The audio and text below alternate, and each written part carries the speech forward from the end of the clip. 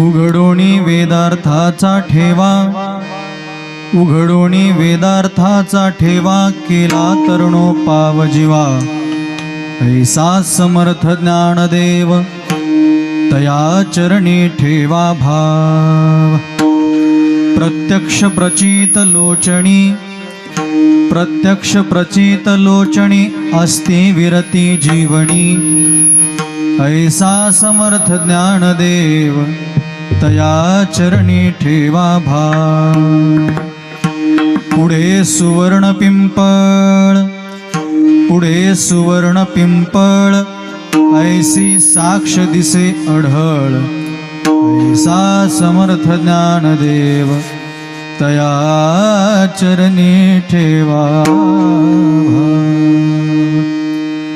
कर जोडोनिया दोन्ही, कर जोडोनिया दोन्ही, चोखा जातो लोटांगणी.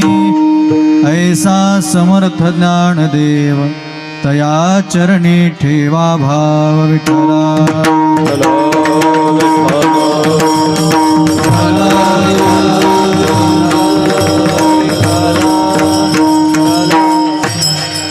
उघडोनी वेदार्थाचा ठेवा, केला तरुणोपाव जीवा. ऐसा समर्थ ज्ञानदेव, तया चरणी ठेवा भाव. योऽन्तः प्रविश्य मम वाचमिमां प्रसुप्तां सञ्जीवयत्यखिलशक्तिधरस्वधाम्नाम्. अन्यांशहस्तचरणश्रवणत्वगादीन् प्राणान् नमो भगवते पुरुषाय तुभ्यम्. कृष्णत्वदीयपदपङ्कजं पञ्जरान्ते अद्यैव मे विशतु मानसराजहंस. प्राणप्रयाणसमये कफवातपित्तैः कण्ठावरोधनविधौ स्मरणं कुतस्ते. घटिद्वाससं नीलमेघावभासं रमामन्दिरं सुन्दरं चित्प्रकाशं. वरं त्विष्टिकायासमन्यस्तपादं परब्रह्मलिङ्गं भजे पांडुरंगं. पंढरीच्या देवराया दंडवत तुझे पाया, किंवा पांडुरंगा करू प्रथम नमन दुसरे चरण संताचे. त्यांच्या कृपादाने कथेचा विस्तारू, बाबाजी सद्गुरुदास तुका. नमो ज्ञानेश्वरा, नमो ज्ञानेश्वरा, निवृत्ती उदारा सोपान देवा. मुक्ताबाई नमो, त्रिभुवन पावनी.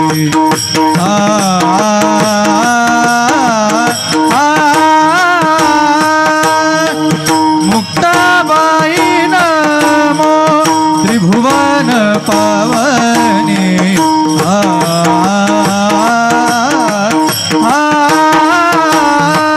मुक्ताबाई नमो,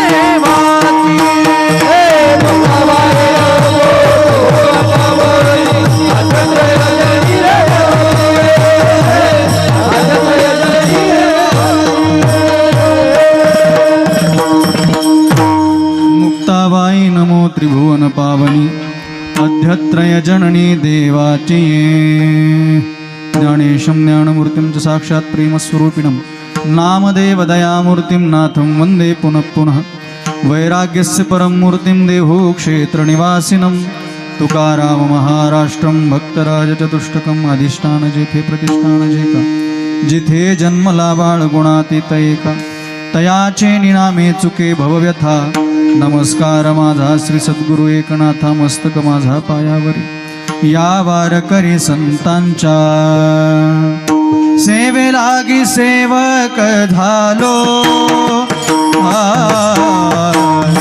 सेवे लागी सेवक झालो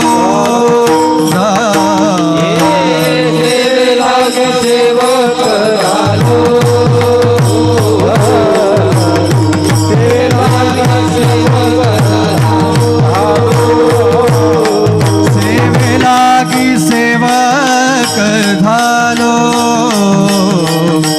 सेवे लागी सेवक झालो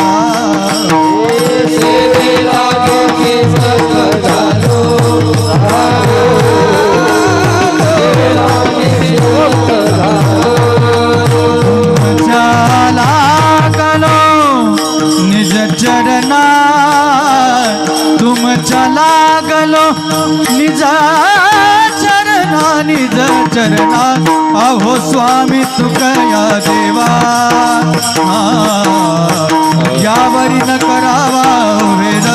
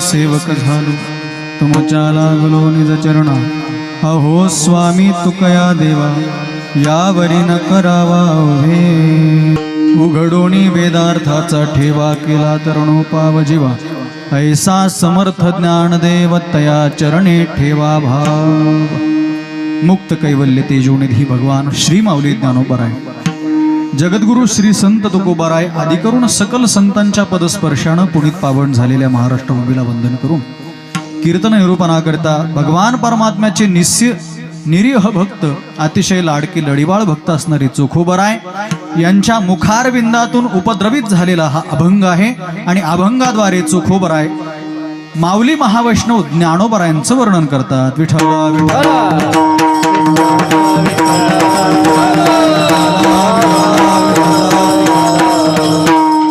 चिंतनाला सुरुवात करण्यापूर्वी अल्पसा परिहार देणं गरजेचं महत्त्वाचं आणि वक्त्याचं कर्तव्य या नात्यानं बोलतो.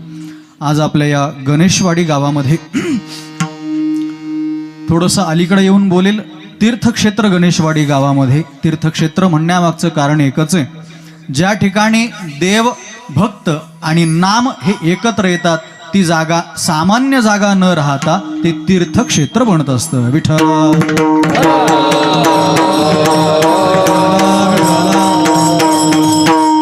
आणि आपली भूमी तशी अनेक संतांच्या पदस्पर्शानं चरणानं चरणरजाने अतिशय पुनीत झालेली भूमी आहे, म्हणून हिला तीर्थक्षेत्र म्हटलं तर काही वावगं ठरणार नाही.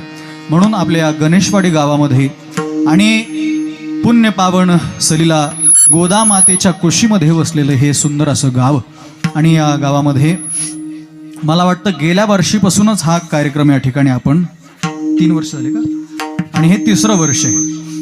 यापूर्वी कीर्तन झाली नाहीत, झाले पहिल्या वर्षी झाले, ज्यावेळेस मूर्ती प्राणप्रतिष्ठा झाली त्यावेळेस कीर्तन झाले आणि त्यानंतर या वर्षी कीर्तन होत आहेत. मागच्या वर्षी ज्ञानेश्वरी पारायण झालं.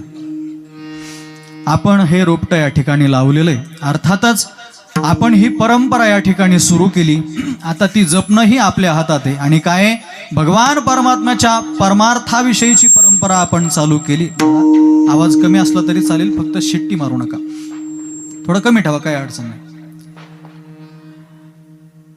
भगवान परमात्म्याच्या परमार्थाकरिता म्हणून सगळेजण या ठिकाणी उपस्थित आहेत आणि त्यांच्याकरिताच ही परंपरा आपण या ठिकाणी चालू केली. काय मायबाप, परंपरा सुरू करणं सोपं आहे, पण ती सांभाळणं थोडंसं अवघड आहे, कठीण आहे. पण तुम्ही सगळे सद्गुरू किसनगिरी बाबांच्या सन्निधीमध्ये, सद्गुरू नारायणगिरी महाराजांच्या गुरुजींच्या सन्निधीमध्ये राहिलेली मंडळी आहात आणि आपण परमार्थ अतिशय जिव्हाळ्यानं जपणारी मंडळी आहात.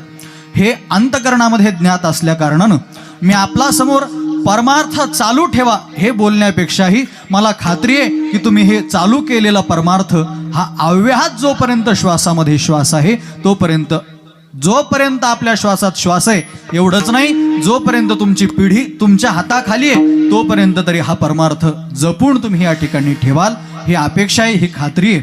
आणि म्हणून आपल्या सर्व ग्रामस्थ मंडळींनी हा घाट या ठिकाणी उभा केला. कशा करता हो, तुम्हाला जेवायला भेटावं, मंडपवाल्याला सुपारी भेटावी, कीर्तनकार्याला पाकिटं भेटावी मोठे मोठे, म्हणून सगळा घाट आहे, नाही का? कशा करताय ऐका, तुकोबराय म्हणतात, शता एका जन्माच्या शेवटी कृपाळुवा पोटी येईल दया, कधीतरी त्या पंढरीश परमात्म्याला आपली दया येईल आणि तो पंढरीश परमात्मा आपल्याला त्याच्या पायाजवळ घेईल, याकरिता म्हणून चाललेला सगळा खटाटोपे विठ्ठला.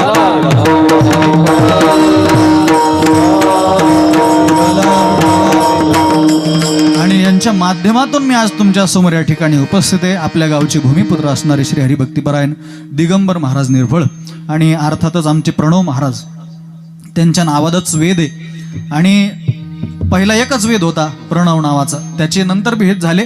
पण आदरणीय श्री हरिभक्तीपरायण महाराज अतिशय गोड स्वभाव आहे आणि स्वभावासारखाच महाराजांचा मृदंगही अतिशय गोड आहे. महाराजांनी फोन केला, महाराज तुम्हाला सेवेकरता यावं लागेल. मी म्हणलं दिवस कोणता आहे, आता दिवसावर बी बरंच डिपेंड राहतं, पण आता काय.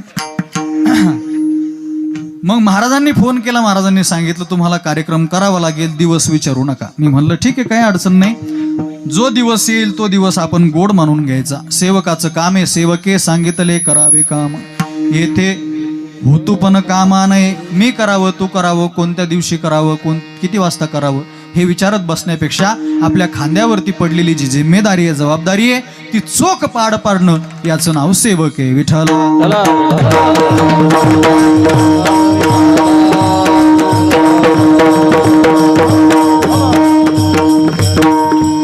आणि ज्यांच्या सन्निधीमध्ये, ज्यांच्या मार्गदर्शनानं हा कार्यक्रम या ठिकाणी संपन्न होतो आहे, आपल्या गावचे दुसरे भूमिपुत्र आदरणीय श्री हरिभक्तीपरायण अशोकजी महाराज निर्फळ महाराजही आज या ठिकाणी मोठा अंतकरण करून उपस्थित आहे. महाराज स्वतःही एक उत्कृष्ट कीर्तनकार आहेत आणि महाराज आज या कार्यक्रमाच्या अनुषंगानं महाराजांचं मार्गदर्शन आपल्या कार्यक्रमाकरिता आहे. त्याच पद्धतीनं आपल्या परिसराचं वैभव, ज्यांनी आता आपल्या परिसराची परमार्थाची धुरा आपल्या खांद्यावरती सांभाळली, आदरणीय श्री हरिभक्तीपरायण गुरुवर्य दिघे बाबा, या परिसराचं दुसरं वैभव योगीराज सद्गुरू श्री दादा महाराज वायसळ असतील. बाबा, दोन्हीही महात्मे आपल्याला या ठिकाणी अतिशय उत्कृष्ट लाभलेत आणि या दोघांचाही कृपा आशीर्वाद आपल्या कार्यक्रमाला या ठिकाणी आहे. त्याच पद्धतीनं आपल्या कार्यक्रमाला आज विशेष आवर्जून उपस्थित असणारे आपल्या परिसराचं वैभव, देवगडाशी एकनिष्ठ असणारे श्री हरिभक्तीपरायणचे पाचपोते बाबा या ठिकाणी, सातपोते बाबा या ठिकाणी आज उपस्थित आहे. पाचपोते का बरं येतं माहिती आहे का, इथं जवळच आहे ना म्हणून. आमचे सातपोते बाबा या ठिकाणी आज उपस्थित आहे. दुसरे श्री हरिभक्तीपरायण इकडे ज्यांनी सुंदर चाल गायली, आदरणीय आमचे श्री हरिभक्तीपरायण आपल्या परिसराचं नवयुवक आणि आत्ताच नूतन जे आपल्या परिसरामध्ये कीर्तन क्षेत्रामध्ये, गायन क्षेत्रामध्ये उभरतं नेतृत्व आहे, श्री हरिभक्तीपरायण आमचे युवा कीर्तनकार कृष्णाजी महाराज पेहरकर येसगावकर महाराजही आज मोठा अंतकरण करून या ठिकाणी उपस्थित आहे. आपल्या गावचे दोन्ही भूमिपुत्र या ठिकाणी निलेश महाराजही उपस्थित आहे आणि दिगंबर महाराजही उपस्थित आहे. बेटी मास्तर आहे. सगळ्यांच्या चरणावरती कोटी कोटी विनम्र भावनेनं वंदना करतो. पहिल्या दिवसाची सेवा आहे. माऊली ज्ञानोबारांच्या ज्ञानेश्वरीचं पारायण या ठिकाणी होतंय, म्हणून मला अभंग इथं आल्यानंतर स्फुरला की ज्ञानेश्वरी पारायण आपल्या जीवनामध्ये घडतं. ज्यांनी ज्ञानेश्वरी आपल्या समोर ठेवली त्या ज्ञानोबारायांचं थोडंसं वर्णन आपल्याकडून झालं पाहिजे, या हेतू पुरस्सर आपल्या समोर अभंग गायला आहे. विठ्ठल विठ्ठल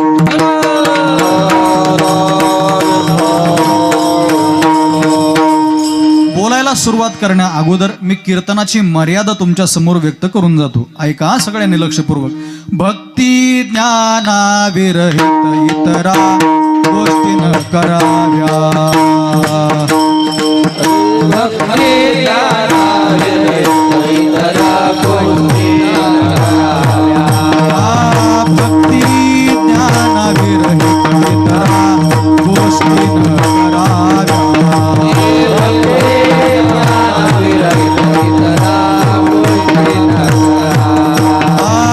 प्रेम भरे वैराग्याच्या युक्ती विवराव्या. प्रेम भरे वैराग्याच्या युक्ती विवराव्या. प्रेम भरे वैराग्याच्या युक्ती विवराव्या. प्रेम भरे वैराग्याच्या युक्ती विवराव्या. जेणे करुणी अंतरी मूर्ती ठसावे श्रीहरीची.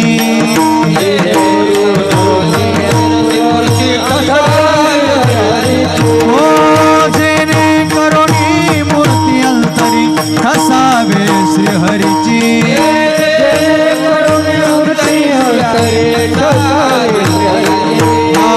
ऐसी कीर्तन मर्यादा हे संतांच्या घरची. ऐसी कीर्तन मर्यादा हे संतांच्या घरची. ऐसे कीर्तन मर्यादा हे संतांच्या घरची. ऐसी कीर्तन मर्यादा हे संतांच्या घरची. ऐसी कीर्तन मर्यादा हे संतांच्या घरची. कैसी? भक्ती ज्ञाना विरहित इतरा गोष्टी न कराव्या. सुरुवात सगुण चरित्रे परमपवित्रे सादर वर्णावी. परंतु मला महत्वपूर्ण तुमच्या समोर वेदित करायचंय काय? भक्ती ज्ञाना विरहित इतरा गोष्टी न कराव्या. इथं आल्यानंतर भक्ती ज्ञान वैराग्य या व्यतिरिक्त दुष्ट गप्पा मारू नये. सासू सासऱ्याच्या गप्पा इथं येऊन मारायचं तर मग घरी काय वाईट होतं? घरी तेच आणि दारी तेच का? मग इथं आल्यानंतर काय करायचं? भक्ती ज्ञाना विरहित इतरा गोष्टी न कराव्या. मग करायचं काय? प्रेम भरे वैराग्याच्या युक्ती विवराव्या. अंतकरणामध्ये भगवत प्रेम निर्माण होईल असं काही युक्तिवाद श्रोत्यांसमोर ठेवावा. कशा करता? जेणेकरून अंतरी मूर्ती ठसावेल. कुणाची? गौतमी पाटीलची, नाही का? मग हा अंतरी मूर्ती ठसावेल श्रीहरीची. ऐसी कीर्तन मर्यादा आहे संतांच्या घरची. ही कीर्तन मर्यादा सांभाळून आपण या ठिकाणी आज कीर्तन करणार आहोत. विठ्ठल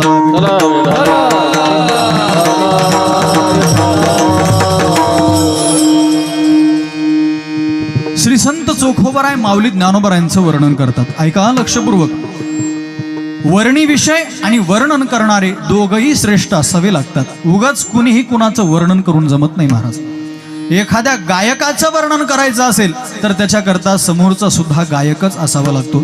मग संतांचा महिमा वर्णन करायचा असेल तर तुकोबराय म्हणतात, तरीचा महिमा न येईल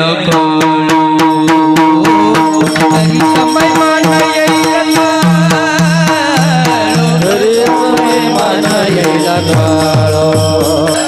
कितीही आपण प्रयत्न केला पण त्याच्याकरता तुका म्हणे अंगे व्हावे ते आपण त्या अंगे व्हावे तेव्हा महिमान कळू येईल. त्याच्याशिवाय महिमान कळू शकत नाही महाराज. आपल्याला त्या पदापर्यंत जावं लागतं. भक्ताचा महिमा भक्तची जाणती दुर्लभ या गती आणि कांसी. अहो तुकोबराय अजून एक प्रमाण सांगतो, शाब्दिकाचे काम नाही येथे.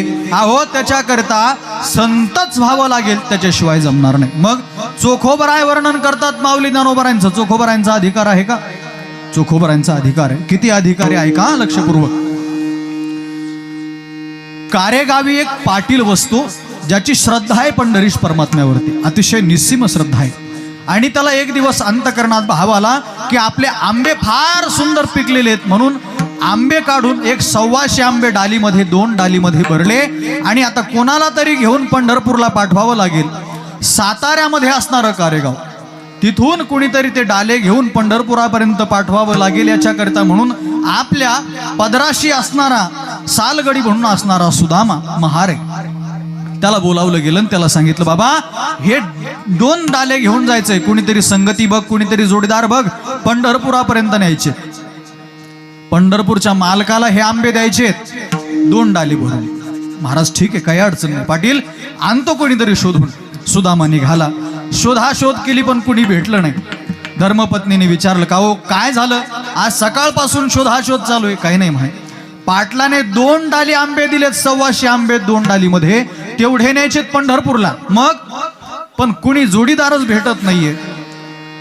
तिनं सांगितलं, का हो मी किती दिवसाचं म्हणते धनी, मला ही दाखवा ना. माझी एवढ्या दिवसाची इच्छा आहे, मला पंढरपूरला न्या, पण तुम्ही नेत नाही. आज योगायोगानं पंढरीश परमात्म्याच्या अंतकरणामध्ये काहीतरी असेल माझ्याविषयी, म्हणून पंढरीश परमात्म्यानंच मला बहुतेक बोलावलं. मी येते ना तुमच्या सोबत. तू येतेस? हो येते महाराज. निघा चला. मालकाला विचारलं, पाटलाला विचारलं, गडी तर कुणी भेटला नाही. धर्मपत्नीला घेऊन जा, काही अडचण नाही. हे पत्र घे आणि पत्र तिथे भगवान परमात्म्याची सेवा करणारे असणारे जे बडवेत, ह्या बडव्यांना ते पत्र दे आणि हे आंबे त्यांच्या सुपूर्द कर. ठीक आहे महाराज, काही अडचण नाही. निघाले सुदामा धर्मपत्नीला समवेत घेऊन मजल करत पंढरपुरामध्ये पोहोचले रात्री. आणि दुसऱ्या दिवशी सकाळी उठल्याबरोबर प्रातः स्नान केलं चंद्रभागे मातेमध्ये. आणि चंद्रभागेमध्ये स्नान केल्यानंतर भगवान पंढरीश परमात्म्याचा काकडा ऐकायचा म्हणून निघाले.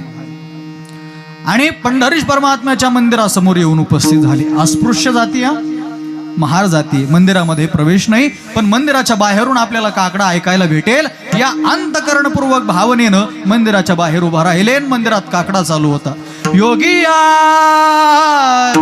दुर्लभ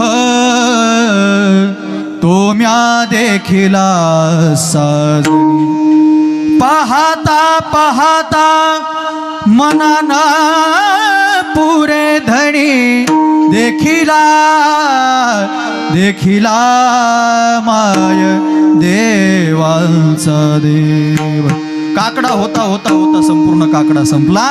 बडव्यांनी विचारलं, काय रे तुम्ही बाहेर काय करताय? म्हणे महाराज कारेगावच्या पाटलांनी हे आंबे बोलवलेत, ते आंबे तुमच्याकरता म्हणून देणं आहे. द्या इकडं. कागद कुठे आहे? कागद दिला. वाचलं आणि वाचत असताना त्याच्यावरती लिहिलेलं होतं 125 125 आंबे देणे आहे. आंबे मोजले गेले. आंबे मोजल्यानंतर आंबे भरले 124. विचारलं, काय रे एक आंबा कुठे आहे? म्हणे महाराज एक आंबे तर 125 बरोबर आहे, आम्ही काही खाल्ला नाही, कुणी नाही. मग एक आंबा गेला कुठे? धर्मपत्नीला विचारलं, काय ग तू खाल्लास का?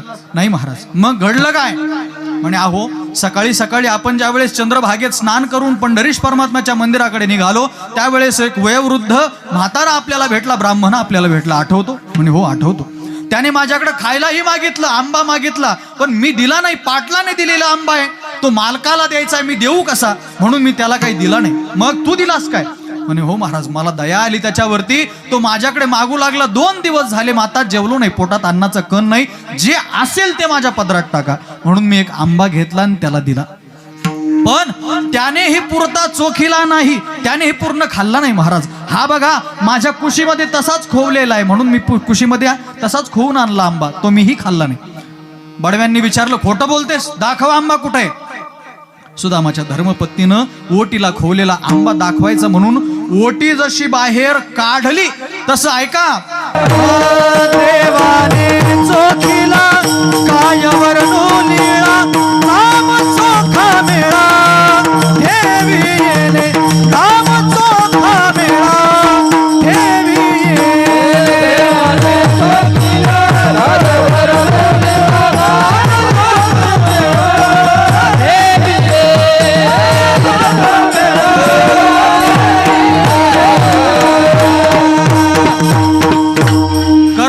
असं घडलं. जो ब्राह्मण भीक मागण्याकरता आला होता तो ब्राह्मण साक्षात पंढरीश परमात्मा होता. आणि देवानं चोखलेला आंबा साक्षात पुत्र स्वरूपानं हिच्या ओटीमधून बाहेर पडला. आणि त्याच मुलाचं नाव चोखोबराय ठेवलं गेलं. सामान्य अधिकार असेल का बोला? आणि भगवान परमात्मा स्वतः म्हणतात, चोखोबराय माझे भक्त आहेत, माझे भक्त आहेत. ऐका, आमदार माझा मित्र आहे, मुख्यमंत्री माझा मित्र आहे म्हणणारे भरपूर आहे. मुख्यमंत्र्यानं म्हणावं हा माझा मित्र आहे म्हणून, तेव्हा साक्षात पुरुषार्थ आहे महाराज. मुख्यमंत्री म्हणला पाहिजे हा आमचा मित्र आहे बरं का, हे आमची जोडीदार आहे. आपण किती म्हणू, आपण किती फोटो काढून स्टेटस लटू, काय उपयोग आहे त्याचा? त्याचा उपयोग नाही. त्याने म्हटलं पाहिजे तसं आपण कितीही म्हणू मी देवाचा भक्त आहे, मी देवाचा भक्त आहे, असं नाही. देवानं म्हटलं पाहिजे हा माझा भक्त आहे विठ्ठल.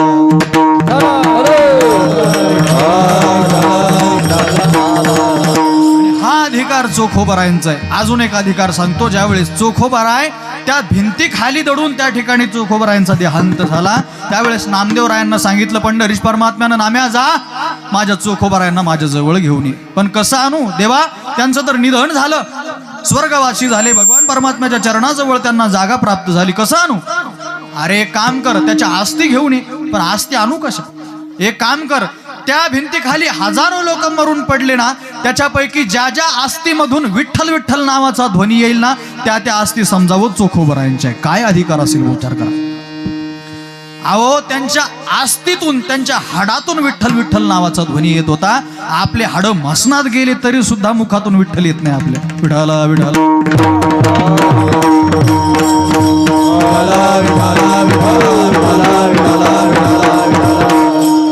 हा चोखोबरायांचा अधिकार आहे. ते चोखोबराय माऊली ज्ञानोबरायांचं वर्णन करतात. हे वर्णन यथार्थ वर्णन, यथार्थ वर्णन म्हणून माऊली ज्ञानोबरायांचं वर्णन करतात. ऐका, या जगतामध्ये 3 प्रकारचे लोक आहेत मायबाप. किती प्रकारचे? 3 प्रकारचे. मी माझ्या म्हणचं बोलत नाही, तुकोबारायांची भाषा सांगतो. प्रकाराचे 3.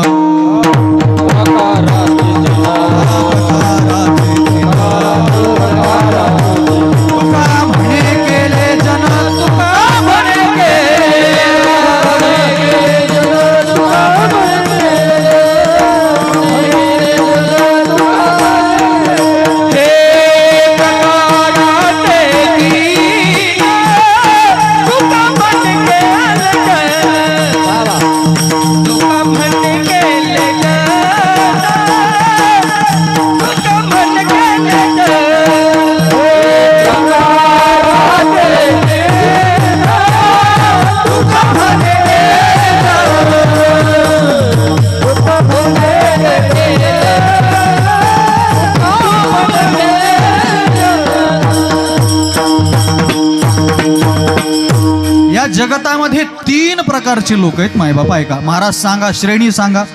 श्रेणी सांगतो ऐका. पहिला वर्ग आहे उत्तम श्रेणीचा वर्ग, दुसरा मध्यम श्रेणी आणि तिसरा कनिष्ठ किंवा आधम श्रेणी. विठाला विठाला.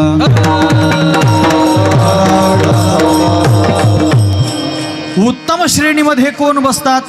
ज्ञान पिपासू लोक उत्तम श्रेणीमध्ये बसतात. मध्यम श्रेणीमध्ये धन पिपासू लोक मध्यम श्रेणीमध्ये बसतात. आणि आधम श्रेणीमध्ये मान पिपासू लोक आधम श्रेणीमध्ये बसतात. महाराज सांगा कसं काय ते सांगा. ऐका आता लक्षपूर्वक, खालून सुरुवात करू. पहिला 3 नंबरचा वर्ग आहे आधम श्रेणी. मान पिपासू लोक केवळ मानाच्या हव्यासानं जगतात. महाराज काही काही लोक असे एवढे विचित्र आहेत महाराज, ते कीर्तनात सुद्धा याच करता येतात की कीर्तनकारांना आमचं नाव घ्यावं. कीर्तनकाराच्या समोर बसतील, कीर्तनकाराला गुळ देतील 2-2 मिनिटाला, का? आमचं नाव घेतलं पाहिजे. मान पिपासू लोक तुकोबराय म्हणतात, झुरे माना लागी साधूपणा, धिगजिने नाही विवेक वैराग्य, झुरे माना लागी साधूपणा. अजून सांगतो ऐका. अहो जीवनामध्ये केवळ मानाच्याच अपेक्षेनं जो जगतो, निंदिती कदान इच्छिती पक्वान,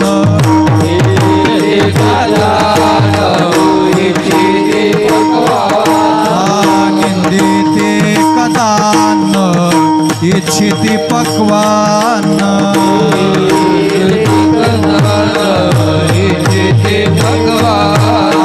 पाहता ती मान आदराचा, आदराचा, पाहता ती मान आदराचा, आदराचा.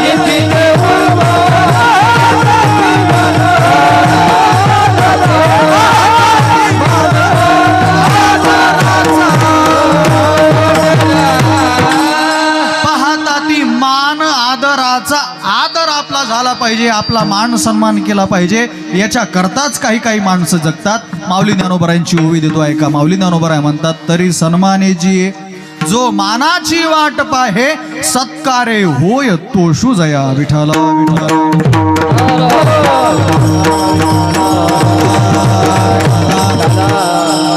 मला सांगा, हा मान कुठपर्यंत हो? जोपर्यंत आपल्याकडं पद प्रतिष्ठा आहे तोपर्यंतच मान आहे. मला सांगा, पद गेल्यानंतर कोण मान देतो आपल्याला? तुकोबराय म्हणतात, असे उदंड झाले, राजे झाले, रंक झाले की ज्यांनी मानाकरिता म्हणून अनेक विविध पद्धतीचे भोग भोगले, अनेक पद भोगले, पण महाराज त्यांचे नाव कोणी चराचरात अजून घेत नाही. उदंडाची झाले जन्मोनिया मेले,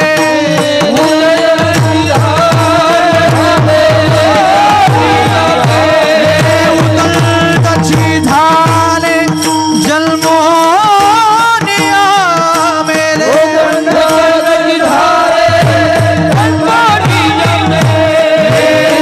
होनिया गेले रावरंक, होनिया गेले रावरंक, होनिया गेले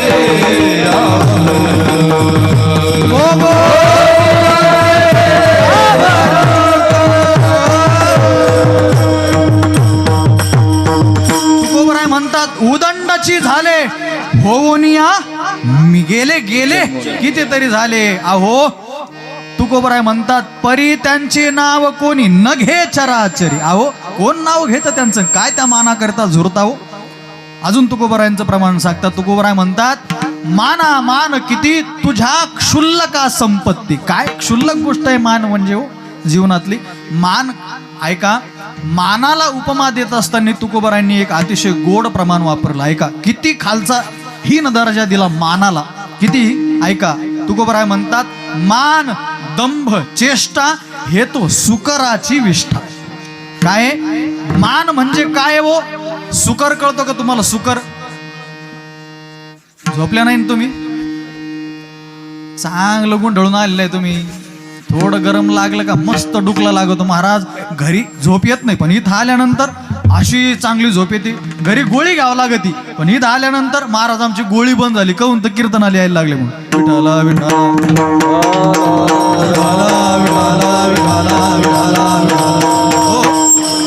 गप्पा सांगितल्या, संसाराच्या गप्पा सांगितल्या का मग ऊर भरून येतं त्यांचं, ऊर भरून येतं.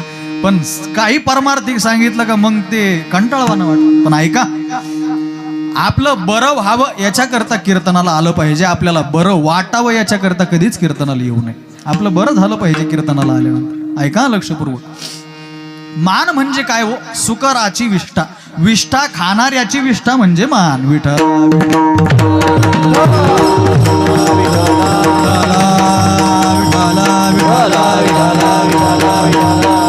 म्हणून या मानामध्ये माणसाने जगवायचं नाही. काय मान हो? किती दिवस मान राहणार आहे? जोपर्यंत पदप्रतिष्ठा आहे तोपर्यंत मान. मला सांगा, 1200च्या शतकामध्ये किती मोठे मोठे राजे झाले. कोण नाव घेतं हो त्यांचं? कोण लक्षात ठेवतं त्यांना? कोणी नाही हो. म्हणून मानासाठी जुरत बसू नका. हा अधम वर्ग आहे, अधम वर्ग. दुसरा वर्ग सांगितला धन पिपासू. मध्यम वर्ग म्हणजे धन पिपासू. ते केवळ धनासाठीच आपलं जीवन व्यतीत करतात. धन धन धन धन म्हणून एक दिवस बातमी येते यांचं निधन झालं. धन धन करता करता निधन कधी झालं माहिती होत नाही. म्हणून काही काही माणसं केवळ पैशासाठी जगतात हो, पैशासाठी. काही लोकांना वाटत राहतं किती पैसा यावा, कुठून कुठून यावा. लाडक्या बहिणीचा आलाच पाहिजे, मोदीचा आलाच पाहिजे, नुकसान भरपाई आलीच पाहिजे. किती चक्रा होत्या आपल्या गंगापूरला हो, कितीतरी चक्रा होतात. काय रोज चालू आहे ना महाराज चक्रा. तहसीलदाराला भेट, कुणाला भेट, याला भेट, त्याला भेट. महाराज अजून आले नाही, अजून आले नाही. एवढा नंबर चेक करता का? आधार कार्ड चेक करता का? काही ना काहीतरी करून आपल्याला ते पैसे. बरं ते पण काय ते शांत बसलेले आहेत का? मी काल न्यूज वाचली, 26 तलाठ्यांनी मिळून 100 कोटी रुपये गडप केलेत. 100 कोटी कुणाचे? शेतकऱ्यांचेच केलेत. बरं हे बाहेर कसं आलं ते सांगतो तुम्हाला. याची गंमत ऐका. एका तलाठ्याला 2 बायका होत्या, एक आवडती नावडती. आता हे काय जुनं नाही, आताच सांगू राहील तुम्हाला. 2 बायका होत्या त्याला 2. त्यांना पहिल्या जी नावडती बायको होती तिच्या अकाउंटवर 10 लाख रुपये जमा केले आणि जी आवडती तिच्या अकाउंटवर 50 लाख रुपये जमा केले. नावडतीला आला राग, तिच्या अकाउंटवर 50, मला नुसते 10. ही गेली पोलिसात. पोलिसाला सांगितलं, ओ माझ्या नवऱ्यानं माझ्या अकाउंटवर फक्त 10 लाख आणि दुसरीच्या अकाउंटवर 50 लाख वळवून घेतले म्हणे. प्रकरण बाहेर आलं. पैशासाठी काय करत नाही वो माणूस, काय करत नाही मला सांगा बरं. भेटलेल्या पैशासाठी काय कमी कष्ट आहे का आपले? आलेला पैसा टिकावा असं वाटतं का आलेला पैसा जावा असं वाटतं आपल्याला? हा, लाडक्या बहिणी, आलेला हप्ता जावा वाटतो का यावा वाटतो? अजून यावर्षी तर आता या महिन्यात 4,500 येणार आहे म्हणे तुम्हाला. काही जंगल आहे तुमची आता. आहे का लक्षपूर्वक? आलेला पैसा आपल्याला जाऊ वाटत नाही, आपल्याला खर्च व्हावा असं वाटत नाही पैसा. माऊली ज्ञानोबारांची ओवी सांगेल अगोदर दृष्टांत आहे का. माऊली ज्ञानोबारांची फार गोड ओवी याच्याकरता. काय झालं, एक फार कृपण मनुष्य, कृपण कळतो ना तुम्हाला, कंजूस, एवढा कंजूस मनुष्य, पण नाव त्याचं दानचंद. काय दानचंद नाव ठेवलं. आता कुणी ठेवलं असं देव जाणे. बरेच लोक असे की ते नावाच्या विरुद्धच त्यांचं वागणं राहतं. कितीतरी नाव आहे असे. आता मी नावं सांगून तुमचा वेळ घेत नाही, माझा तुम्हाला देत नाही. असे बरेच नाव आहे, परत ते नाव त्यांच्या विरुद्ध, स्वभावाच्या विरुद्ध आहे. हा अतिशय कृपण मनुष्य, पण नाव ठेवलं काय? दानचंद नाव ठेवलं. आणि हा दानचंद गंगेवरती कधी आंघोळीला जात नव्हता. का? एखादा ब्राह्मण भेटला आणि दक्षिणा मागितली मग, म्हणून आंघोळीला कधी जात नव्हता. एक दिवस बायकोनं सांगितलं, अहो गंगा जवळ आहे, 10-12 किलोमीटर गंगा आहे, जा आंघोळ करून या. बरं ठीक आहे तू म्हणते म्हणून जाते. मग ज्या ठिकाणी साधू पंडा मंडळी घुमतात फिरतात तिथं गेला नाही. कुठं गेला? जिथं मुर्दे जाळतात, स्मशान मरघाटा आहे त्या ठिकाणी गेला. म्हणजे मुर्दे घाटावरती गेला. का? तिथं कोणी भेटणार नाही, तिथं कोणी काही मागणार नाही, आपल्याकडे कोणी दान मागणार नाही, द्यायची गरज पडणार नाही, म्हणून तिथं गेला. डुबकी मारली, डुबकी मारून वर आला. भगवान परमात्म्याच्या अंतःकरणात काहीतरी करावं म्हणून सहज एक युक्ती आली. भगवान परमात्म्याने एका ब्राह्मणाचं स्वरूप धारण केलं, पंडाचं स्वरूप धारण केलं. आणि बाहेर यानं डुबकी मारून बाहेर आल्याबरोबर, यजमान की जय हो, काहीतरी पदरामध्ये टाका.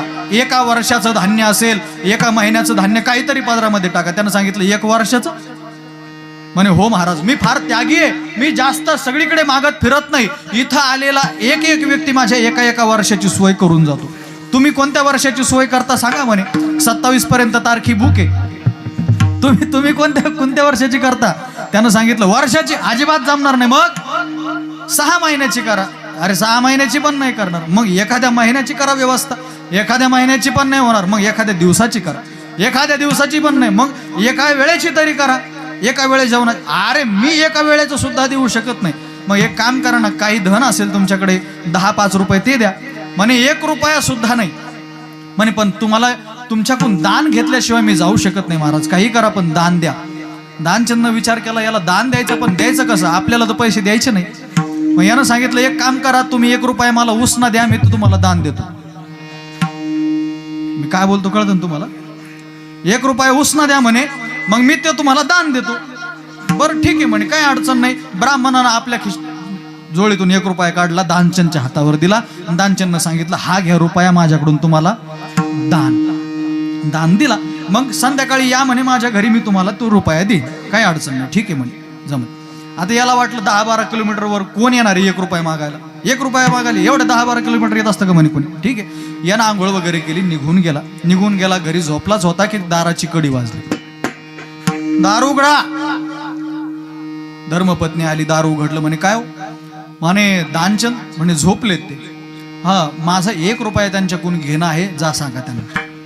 धर्मपत्नी गेल्या, दानचंदला सांगितलं महाराज कोणीतरी याचक आलेला आहे, तुम्ही रुपया घेतला होता का उसना कोणी? तो आला का म्हणे हो आला. 1 रुपयासाठी आला एवढ्याला? हो आला म्हणे आला. मग त्याला सांग आजारी पडलेत म्हणे, 2-3 दिवसानं वापस ये. आता काही नाही म्हणे, 2-3 दिवसानं ते आजारीत फार थकलेत म्हणे, जा सांग. धर्मपत्नी निघाली आणि ब्राह्मणाला सांगितलं हो ते फार थकून आलेत, 2-3 दिवसानं तुम्ही या, ते आजारी पडलेत म्हणे, त्यांच्याकडून काही तुम्हाला रुपये देणं होणार नाही, आता तुम्ही 2-3 दिवसांनी या ना. त्यानं सांगितलं यजमान आजारी, मी घरी जाऊ?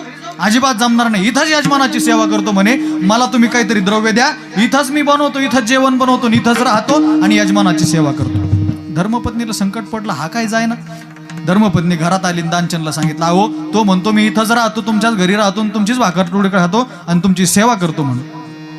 याला वाटलं आता 2-3 दिवस राहिला तर बराच खर्च आपला होईल. एक काम कर म्हणे, मला योग प्रशिक्षण घेतलेलं आहे, मला श्वास रोखता येतो, मी एक 10-15 मिनिटं श्वास रोखू शकतो, 15-20 मिनिटं अर्धा तासापर्यंत श्वास रोखू शकतो. तू त्याला सांग, कोणाला, ब्राह्मणाला सांग, दानचंद मेले म्हणून सांग. हो पण तुम्ही जिवंत, तू सांग म्हणे मेले म्हणून. हो पण तुम्ही जिवंत आहे ना, मेले कसं काय सांगायचं? अगं तू सांग, तुला काय करायचं बाकी. धर्मपत्नी आली आणि रडकं तोंड करून त्याच्यासमोर उभा राहिली. अहो काय सांगू म्हणे तुम्हाला, आतापर्यंत होते, आता गेले म्हणे, ते गेले. आता या म्हणे तुम्ही, आता काय तुमचा रुपया देणं होत नाही, ते गेले म्हणे, जे देणारे होते ते निघून गेले. पंडानं सांगितलं, माझा यजमान गेला मी घरी जाऊ? अजिबात नाही, अंतविधी केल्याशिवाय मी घरी जाणार नाही. माझ्या यजमानाचा अंतविधी माझ्याशिवाय कोण करू शकेल? आता तुम्ही तर एकुलती एक पत्नी, घरामध्ये मुलं बाळ नाही, तुम्हाला कोण सांगेल? गावभर लोकांना बोलवून कोण आणेल? मी जातो म्हणे, लगेच निघाले. गावभर सांगितलं, ओ दानचंद वारले, दानचंद वारले, दानचंद वारले, चला हो चला अंत्यविधीला चला. सगळे लोक जमा झाले. लोक जमा झाल्यानंतर तिरडी सजवली गेली. आता दानचंदला उचललं आणि तिरडीवर ठेवलं तरी दानचंद उठाना. ऐका लक्षपूर्वक, दानचंद उठाना. काऊन? 1 रुपया द्यावा लागेल ना. दानचंद काही उठाना, दानचंद काही जागा सोडेना. भगवान परमात्म्याला काय कौतुक सुचलं काय माहिती. भगवान परमात्म्यानं सांगितलं, हा जोपर्यंत उठत नाही तोपर्यंत आपणही नाच सोडायचं नाही. बांधलं, आता बांधलं त्याला, हातपाय बांधले, आता उचलणार. एवढ्यात पत्नी म्हणायला लागले, ओ ते जिवंत आहे, जिवंत आहे. गावातले लोक सांगू लागले, ही तुझी मोहमाया आहे, ही तुझी ममता आहे. गेलेला माणूस गेला म्हणे, आता काय त्याच्याविषयी शोक करत बसायचा, दी मोहमाया आहे म्हणे, सगळे सोडून द्या. अहो ते खरंच जिवंत आहे, तुला असंच वाटत राहील म्हणे, तुला आयुष्यभर असं वाटत राहील ते जिवंत आहे, पण गेला म्हणे, जाणारा व्यक्ती आहे, झाकल्या गटीचा दिवा. अहो जाणार आहे तो, कधीतरी जाणार आहे, दे सोडून विषय, ममता सोडून द्या, काय मोह धरून बसायचा. जाणारा गेला. अहो पण ते जिवंत आहे ना, घेणार गेला म्हणे. तो उचललं दानचंदला, स्मशानभूमीपर्यंत आणलं, सरण रचलं, सरणावरती ठेवला तरी उठत नाही. काऊन? रुपया द्यायचा ना, तरी सुद्धा उठत नाही. अग्निडाग. आता अग्निडाग कोण देणार? मुलं तर नाही घरामध्ये. ब्राह्मणानं सांगितलं, मी पंडा आहे आणि यजमान माझा आहे, अग्निडाग मीच देणार. मग कोणी आतमध्ये यायचं नाही, कोणी समोर यायचं नाही, माझाच अधिकार आहे. अग्निडाग दिल्याशिवाय मी घरी जाणार नाही. डागाची काठी हातामध्ये घेतली आणि अग्निडाग द्यायला जवळ पोहोचले. देवाला वाटलं, अरे काय विचित्र प्राणी असेल हा, 1 रुपया जाऊ दे वाटत नाही याला, 1 रुपया द्यावा वाटत, काय विचित्र प्राणी असेल, काय विचित्र प्राणी. म्हणून भगवान परमात्मा जवळ गेले आणि अग्निडाग दिला. आता पेटायला लागलं बरं का खालून, हळूहळू गरम वाटायला लागलं, तरी सुद्धा उठाना. भगवान परमात्म्याला वाटलं अजून थोड्या वेळ आपण जर याचा अंत पाहिला तर ह्यो खरंच मरायला बसला. देवानं सांगितलं, ब्राह्मणानं सांगितलं, एक मंत्र याच्या कानामध्ये म्हणतो म्हणे, मारता मारता बघतो काही उपाय होतो का. भगवान परमात्मा जवळ आले आणि भगवान परमात्म्यानं सांगितलं, फार विचित्र आहेस तू, पण ऐक ना, उठ म्हणे तू. आता उठू कसं म्हणे, पण उठणार नाही, डोळे झाकलेले आहेत, श्वास अवरुद्ध केलेला आहे. भगवान परमात्म्यानं सांगितलं, 1 रुपया सुटला. त्यानं सांगितलं, काय पठ्ठ्या उठला म्हणे. कधी? हे तुमच्या हसण्यासाठी सांगितलं नाही, माऊलींची ओवी सांगतो ऐका. तरी एकोतरेची वाढी जळते आगी घालिती उडी. माऊली दानोबराय म्हणतात, 1 रुपया आपल्या घरामधला वाढावा टिकावा याच्याकरता जळत्या आगीत उडी टाकणारे लोक आहेत.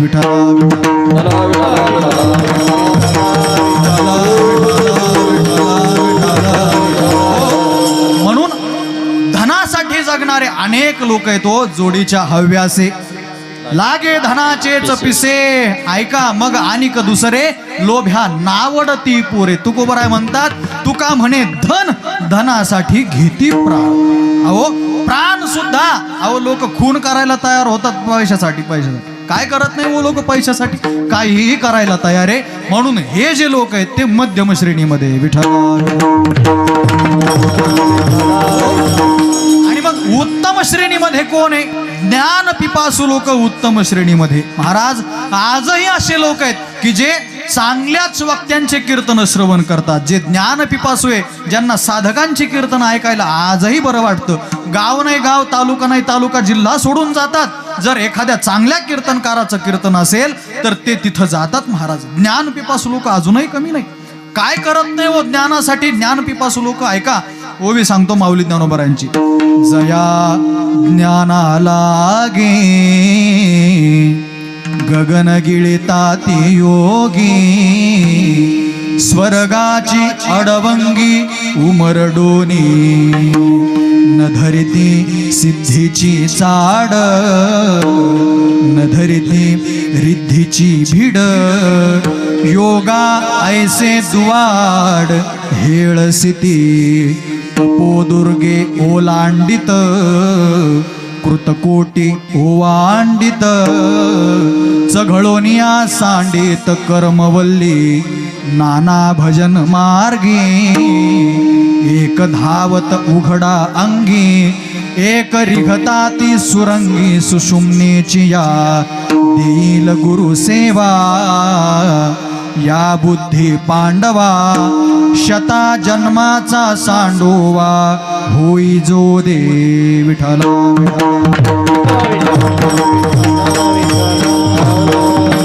या अवघड ओव्या झाल्या, सोप्या सांगतो. माऊली ज्ञानोबर आहे म्हणतात, काय तरी संताया भजावे सर्वस्वीसी, ते ज्ञान पैगा बरवे, जरी मनी आथी आणावे, तरी संताया भाजावे, आपलं भजावे सर्वस्वी. हा आहे ना, संताला भाजणारे काय कमी नाही ना महाराज. विडाला विडाला तरी संताया भजावे सर्वस्वेसी, तनु मनुजीवे चरणासी लागावे, अगरवता करावे दास्य सकळ, मग अपेक्षित जे आपुले. ऐका, ज्ञान मिळवण्याकरता काय करत नाही हो, काय करत नाही. ऐका, ह्या ज्या ओव्या सांगितल्या ना, त्या ओव्यांचा भाव एका क्षणात सांगतो तुम्हाला. ऐका, काय जया ज्ञाना लागे, काय करत नाही योगी. ऐका, ज्ञानासाठी काय करत नाही साधक, काय काय करतात. ऐका, गगन गिळतात योगी. गगन गिळतात म्हणजे आकाशाला गिळंकृत करून घेतात का? नाही. अन्न पाण्याशिवाय माऊली ज्ञानोबरायांचा शब्द सांगतो, मवावा वारा, केवळ हवा पिऊन राहतात ज्ञान प्राप्ती करिता, केवळ हवेवरती राहतात. अजून काय करतात वो? तपोदुर्गे ओलांडित, तपच्या तप हजारो वर्ष तपश्चर्या केली. कशा करता? त्या ज्ञाना करता. अजून काय करतात? एक धावत उघडा अंगी, आपल्या शरीरावरती कपडे न ठेवता भगवान परमात्म्याची तपश्चर्या करतात. अनेक विध सायास करतात, पण कशा करता हो? जया ज्ञाना लागी. या ज्ञानासाठी वेगवेगळ्या पद्धतीचे सायास साधक वर्ग करत असतो. म्हणून हे उत्तम श्रेणीमध्ये विठ्ठल महाराज. मान पिपासू आणि धन पिपासू का उत्तम श्रेणीमध्ये टाकले नाही? यांना अधम श्रेणीमध्ये टाकण्याचं कारण काय? महाराज, धनही चांगलं नाही आणि मानही चांगला नाही. मग महाराज ज्ञान चांगलंय का हो? ज्ञानापेसारखी पवित्र गोष्ट दुसरी नाही महाराज. नाही ज्ञानेन सदृशम पवित्रम मेह विद्यते. ज्ञानासारखी दुसरी जगतामध्ये पवित्र गोष्ट कोणतीच नाही महाराज. ज्ञान अतिशय श्रेष्ठ, अतिशय पवित्र आहे. म्हणून ज्ञानी व्यक्ती हा उत्तम श्रेणीमध्ये टाकला. विठ्ठल. मग हे ज्ञान दोन पद्धतीचं आहे महाराज. एक भुक्तिदायक ज्ञान आहे आणि एक मुक्तिदायक ज्ञान आहे. भुक्ती म्हणजे काय? दुपारची भूक भागवेल असं ज्ञान वेगळं आणि अंतकाळाची भूक भागवेल हे ज्ञान म्हणजे मुक्तिदायक ज्ञान आहे. विठ्ठल.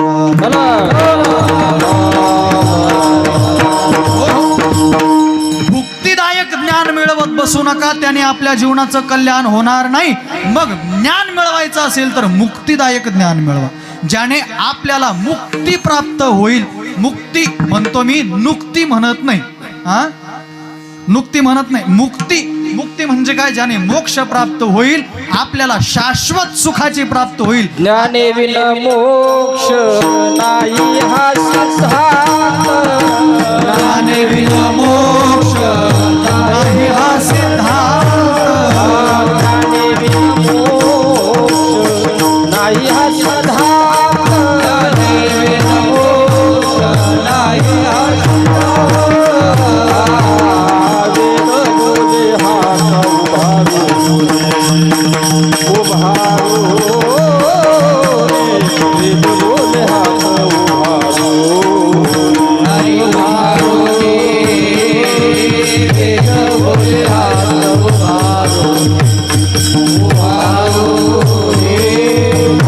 बोले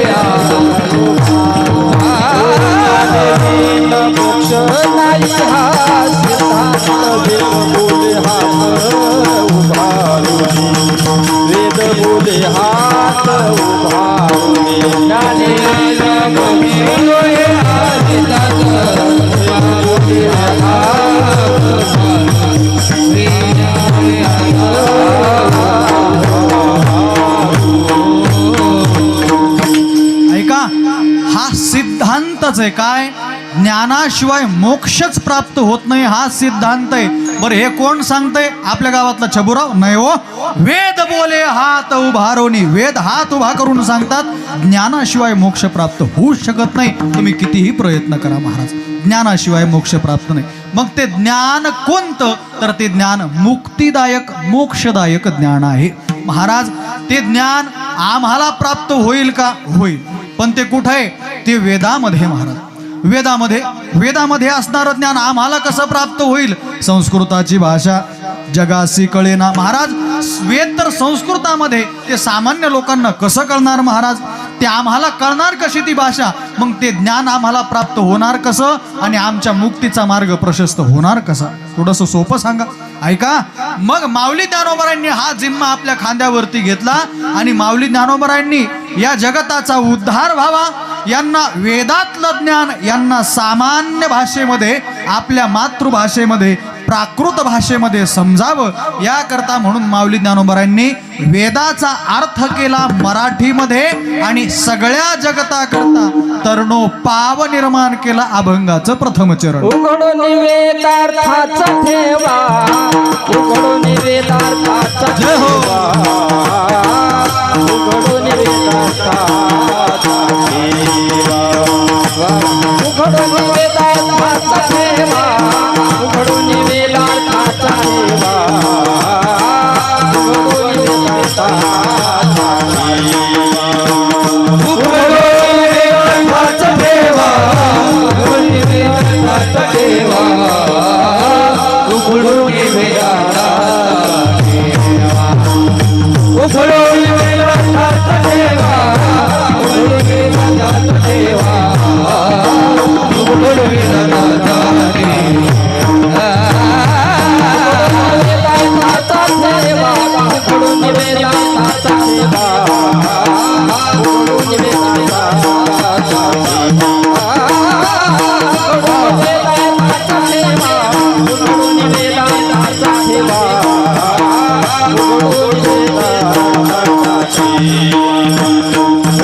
वेदार्थाचा ठेवा, उघडून वेदार्थाचा ठेवा, उघडून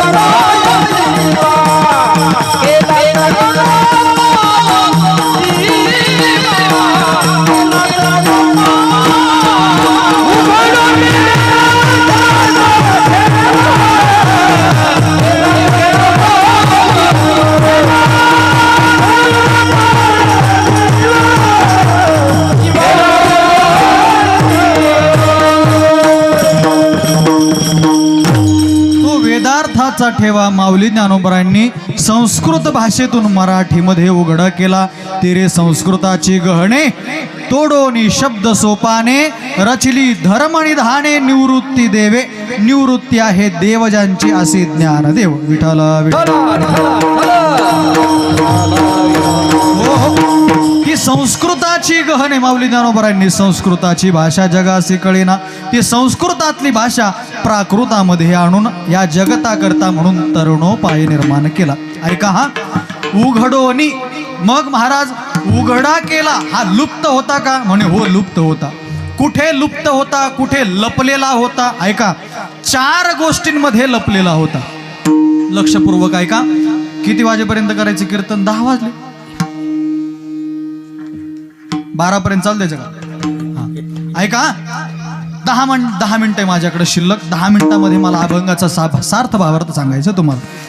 4 गोष्टींमध्ये वेदाचा अर्थ लपलेला होता. उघडा माऊली ज्ञानोबरायांनी केला. कसा कसा? ऐका आता. कुठे कुठे लपलेला होता? पहिला भाषीयवादामध्ये लपलेला होता. दुसरा जातीयवादामध्ये लपलेला होता.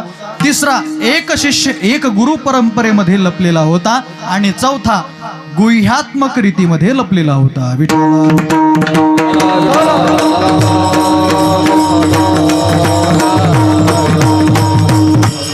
एक शिष्य एक गुरु परंपरेमध्ये लपलेलं ज्ञान माऊली ज्ञानोबरायांनी खुलं करून दिलं. ऐका पूर्वी एकच गुरु आणि एकच शिष्य असायचा.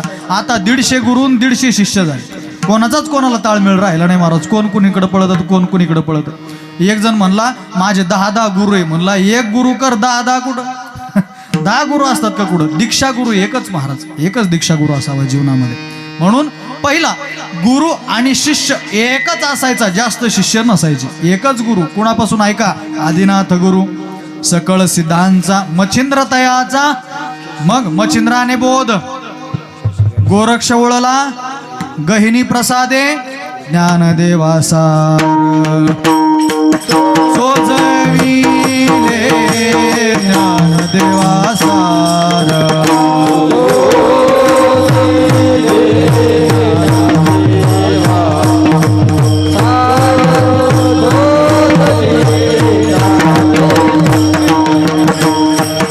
कळलं त्यांना बरं आहे. बाकीचे जेवायला या नंतर. कुछ हम समझे कुछ तुम समझे जो ना समझे वो ना समझे. ऐका लक्षपूर्वक का. माऊली ज्ञानोबरायांपर्यंत निवृत्तीनाथापर्यंत एक शिष्य एक गुरु परंपरा. पण माझ्या माऊली ज्ञानोबरायांनी नाही हो. माऊली ज्ञानोबरायांनी काय केलं? माऊली ज्ञानोबरायांनी सकळांना हे ज्ञान खुलं करून दिलं. एक शिष्य एक गुरु परंपरेत झालेलं लोपलेलं ज्ञान माऊली ज्ञानोबरायांनी उघड करून दिलं. विठ्ठल.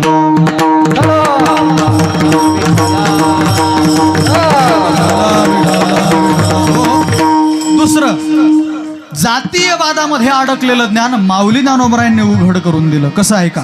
पूर्वी एकाच जातीयवादामध्ये हे ज्ञान सांगण्याची मक्तेदारी घेतलेली होती. कुणी? ब्राह्मणांनी. केवळ ब्राह्मणांनीच वेदाचा अर्थ सांगावा हा त्यांनी मक्तेदारीच त्यांनी घेतलेली होती. नवे नवे तुकोबरायांना अभंग करू नका म्हणून सांगितलं. पण तुकोबराय महाराज तुकोबरायांनी सांगितलं वेदाचा अर्थ आम्हासीच ठावा यरांनी व्हावा भार माथा.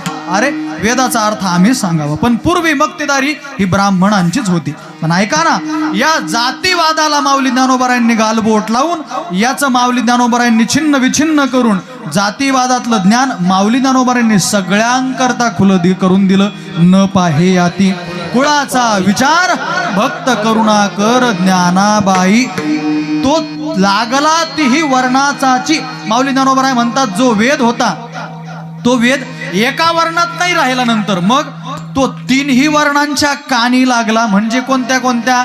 जे शूद्र होते वैश्य होते क्षत्रिय होते या तिघांच्याही नंतर कानी लागला. यांनाही तो प्राप्त झाला. सकळांची येथे आहे अधिकार अजून या रे लहान थोर याती भलती नारी नर. भलती नाही भलत्या नारी नर. भलती नाही भलत्या कोणत्याही यातीतले या कोणत्याही जातीतली या सकळांशी येथे आहे अधिकार. सगळ्यांना अधिकार माऊली ज्ञानोबरायांनी प्राप्त करून दिला. जाती व्यवस्थेत अडकलेलं ज्ञान माऊली ज्ञानोबरायांनी खुलं करून दिलं. तिसरं भाषी व्यवस्थेत अडकलेलं ज्ञान माऊली ज्ञानोबरायांनी खुलं करून दिलं. आणि गुह्यात्मक रीतीमध्ये अडकलेलं ज्ञान माऊली ज्ञानोबरायांनी खुलं करून दिलं. ऐका गुह्यात्मक रीतीमध्ये म्हणजे कसं होतं? पहिलं गुरु शिष्याला जे ज्ञान सांगायचं ते शिष्यांनी लोकांनाही सांगायचं नाही आणि आपल्या शिष्यांना फक्त एका शिष्याला सांगायचं इतर कोणालाही नाही. असं हे गुह्यात्मक रीतीमध्ये अडकलेलं ज्ञान होतं. पण माऊली ज्ञानोबरायांनी प्रकट गुह्य पोले विश्वब्रह्मची केले म्हणून रामेश्वरी चरणी मस्तक ठेविले आरती ज्ञान राजा प्रकट गुह्य बोले विश्वब्रह्मची केले. माऊली ज्ञानोबरांनी हे गुह्यात्मक रीतीमध्ये अडकलेलं ज्ञान या जगताकरता खुलं करून दिलं. आणि चौथं भाषीय व्यवस्थेमध्ये अडकलेलं ज्ञान माऊली ज्ञानोबरांनी उघडं करून दिलं. भाषीय व्यवस्थेमध्ये म्हणजे केवळ संस्कृतामध्येच अडकलेलं होतं ज्ञान. मग माऊली ज्ञानोबरांनी काय केलं हो? संस्कृताची गाठी घडवली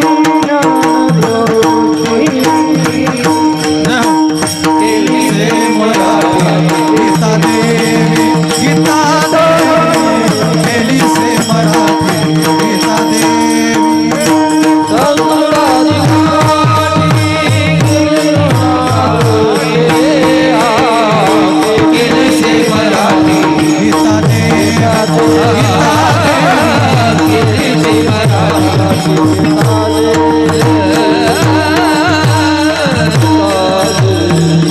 संस्कृतात असणारी गीता देवी मराठीत आणली माऊली ज्ञानोबरांनी. माऊली ज्ञानोबराय म्हणतात, माझा मराठाची बोलू कौतुके तरी अमृता तेही पैजा जिंके ऐसी अक्षरे रसिके मेळवीन. माऊली ज्ञानोबराय म्हणतात. अजून एक ओवी काय? ये मराठीचे नगरी ब्रह्मविद्येचा सुकाळू करी की घेणे देणे सुखाची वरी होऊ दे या जगा विठ्ठल.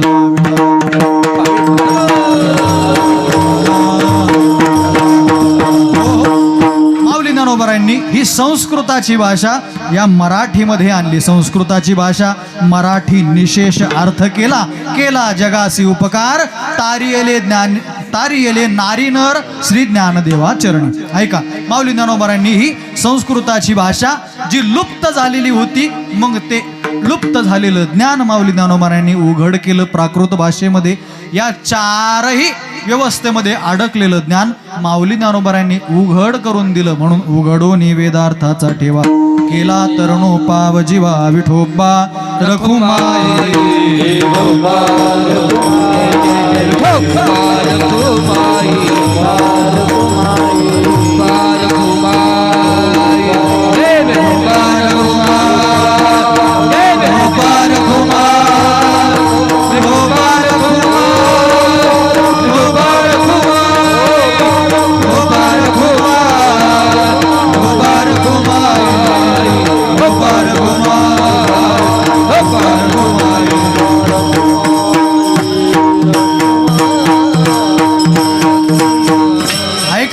संस्कृताची भाषा मराठीत आणली. जाती व्यवस्थेत ज्ञान उघडं करून दिलं. एक शिष्य एक गुरु परंपरा मोडीत काढली आणि गुह्यात्मक रीतीतलं ज्ञान मोकळं करून दिलं. माऊलींना हा अधिकार दिला कुणी हो? चोखोबराय म्हणतात, अधिकार बघण्याच्या अगोदर त्यांचं सामर्थ्य बघा. माऊली ज्ञानोबराय किती सामर्थ्यवाणी. एक 5 मिनिटात सामर्थ्य सांगतो, सेवा सुपूर्द करतो. माझी वेळ संपलेली आहे, पण 5 मिनिटं तुमचे जास्तीची घेतो. माऊली ज्ञानोबरायांचं सामर्थ्य सांगून सेवा सुपूर्द करणारे. ऐका, ऐसा समर्थ ज्ञानदेव. माऊली ज्ञानोबरायांना समर्थ म्हणलं. ऐका, का समर्थ आहे? माऊली ज्ञानोबरायांचं अनेक ठिकाणी वर्णन ऐकत असताना आपल्याला हेच ऐकायला भेटेल. काय? धन्य धन्य तू विष्णू भक्ता, धन्य धन्य तू विष्णू ज्ञान देवा तू समर्था, ज्ञान देवा तू समर्था. म्हणून पडती पुष्प जळता पांडुरंगावरी.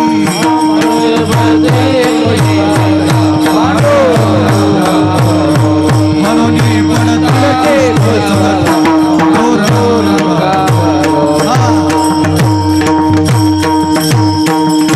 धन्य धन्य तू विष्णू भक्ता, ज्ञानदेवा तू समर्था.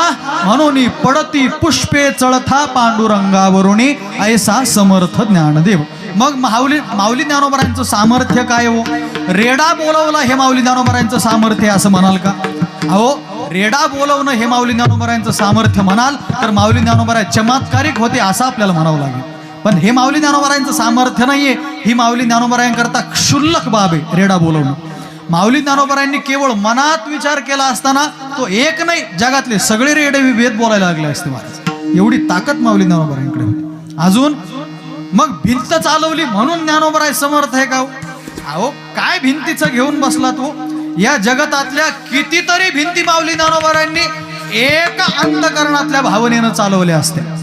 माऊली ज्ञानोबरायांनी वेळ लागला नसता या गोष्टी करता. मग सामर्थ्य म्हणायचं कशाला माऊली ज्ञानोबरायांचं?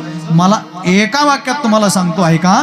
माऊली ज्ञानोबरायांचं सामर्थ्य कशाला म्हणायचं सांगतो. तू कितवीला आहे रे? 5वीला? बर. आशीर्वाद लिहितो, तुला आशीर्वाद लिहिता येतो? आशीर्वादवर जो रफार देतो आपण तो कोणत्या अक्षरावर देतो रे? शी. शीवर रफार देऊन सगळ्या अक्षराची शी करून टाकली आपण. कितवीला आहे तू? 5वीला आहे ना? तू सांग रे. 6वीला. कोणत्या अक्षरावर रफार द्यायचा? आशीर्वादवर शीवर द्यायचा. आपले जे बर.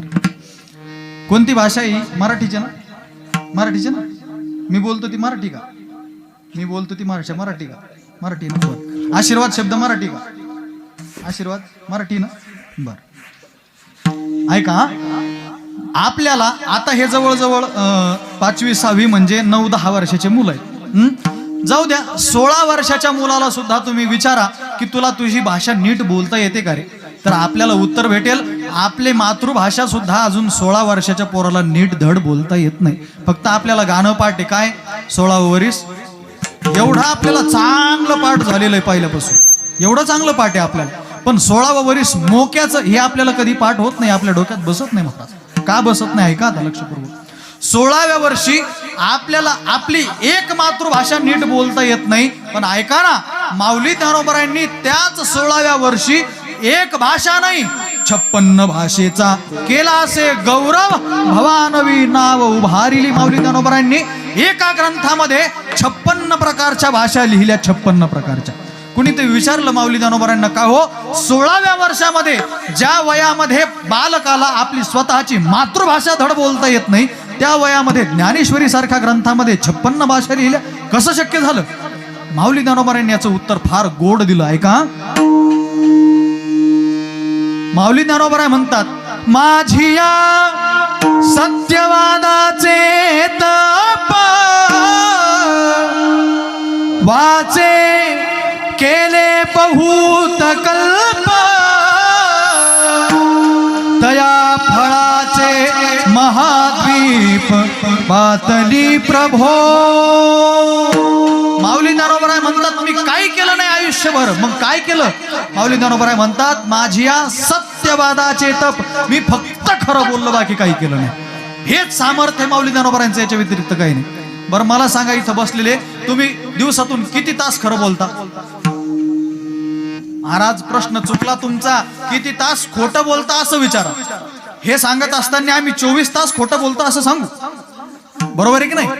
आम्हाला माहिती नाही आमच्या जीवनातले किती तास आम्ही खोटं बोलतो, खरं बोलत नाही महाराज. पण खरंच बोललं पाहिजे. ऐका, खरं बोलल्याचं सामर्थ्य सांगतो. तुकोबराय म्हणतात, खरे बोले तरी फुकासाठी जोडे हरी. नुसतं जीवनात खरं जरी बोलत राहिले ना, भगवान परमात्म्याकडे जायचं काम नाही, देव घरी येतो आपल्याला जायचं काम नाही. मग माऊली ज्ञानोबरायांना विचारलं, किती दिवस खरं बोलले? किती वर्ष खरं बोलले? माऊली ज्ञानोबरायांनी सांगितलं, वर्ष नाही वो, वाचे केले बहुत कल्प. बहुत कल्प. कल्प कळतो का तुम्हाला? ओ कल्पना अक्का, कल्प कळतो तुम्हाला? कल्प आता ऐका, कल्पाची गणना करत असताना जास्त लांब होत नाही. थोडक्यात सांगतो कल्प म्हणजे काय. हे जे 4 युग माहिती ना तुम्हाला? 4 युग कोणते? कृत, त्रेता, द्वापार आणि कली. हे 4 युग मिळून यांची जर आपण वर्ष संख्या मोजली तर 43,20,000 येते. किती येते? 43,20,000. याला गुणिले 1,000 करा, किती आले? महाराज तुमचे आकडे ऐकून आम्हाला आकडे आले, आकडे काही कळले नाही. आकडे नक्की आले आम्हाला, पण आकडे काही कळले नाही तुमचे. सांगा किती आले? तर 4,32,00,00,000 एवढी संख्या येते. एवढे वर्ष झाल्यानंतर एक कल्प होतो. माऊली ज्ञानोबराय म्हणतात, असे बहुत कल्पापासून खरं बोलत आलो ना, म्हणून ज्ञानेश्वरी सारखा ग्रंथ निर्माण झाला. हे माऊली ज्ञानोबरायांचं सामर्थ्य आहे. विठ्ठल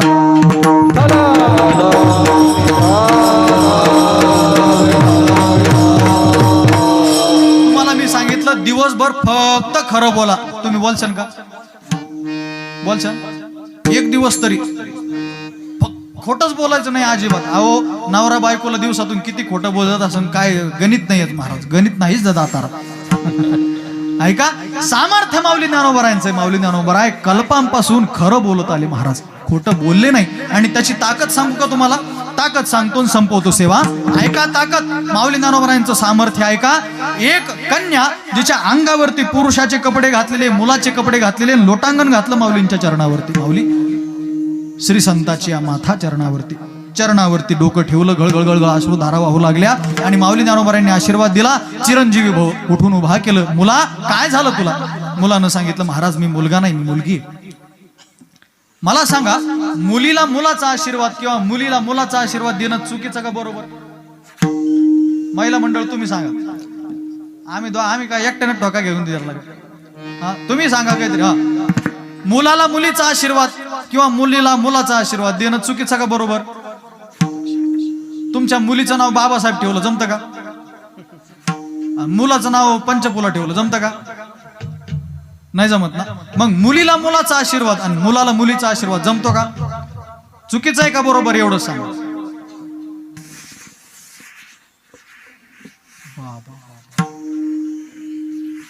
बोला ना,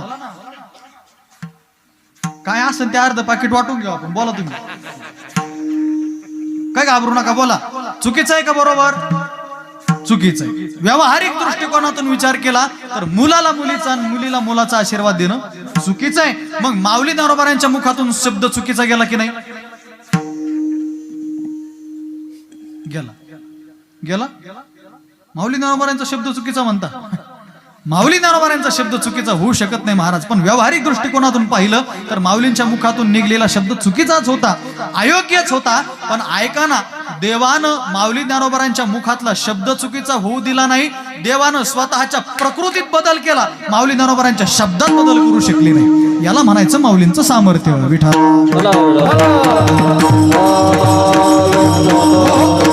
स्त्रियेचा तो केला पुरुष उभा, एका स्त्रीचा पुरुष बनवला, पण माऊली ज्ञानोबरायांच्या शब्दात बदल करता आला नाही ना.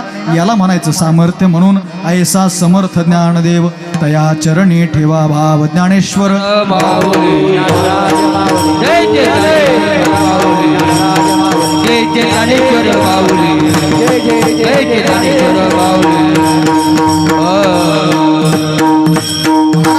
हे झालं जुनं. आता नूतन काय? आता सध्या काय प्रचिती आहे?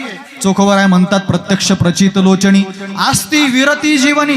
कुणाच्याही आस्ती टाका इंद्रायणीमध्ये, त्याचं पाणी होतं महाराज, पाणी होतं. अशी कोणतीही गंगा यमुना नाही जिच्यात आस्ती टाकल्यानंतर पाणी होईल, पण एकमेव इंद्रायणी अशी जिच्यामध्ये आस्ती टाकल्यानंतर पाणी होतं महाराज. म्हणून प्रत्यक्ष प्रचित लोचनी आस्ती विरती जीवनी. अजून पुढे सुवर्ण पिंपळ आयशी साक्ष दिसे आढळ. म्हणून चोखोबराय म्हणतात, बाकी काहीही करू नका, सगळ्यांनी भगवान माऊली ज्ञानोबरायांच्या चरणावरती कर जोडून त्यांना लोटांगण जा. अभंगाचं शेवटचं चरण.